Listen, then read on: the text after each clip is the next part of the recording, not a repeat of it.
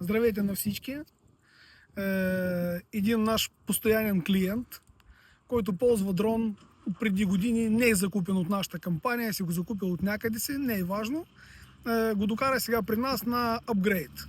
Значи, у него стоя обикновени дюзи, които винаги са запушва от препаратите, които на прахова основа, и ние му сложихме на него, значи, ротационни дюзи, атомайзери, които са на днескашния ден най-модерните и се използват на най-марковите селскостопански дронове.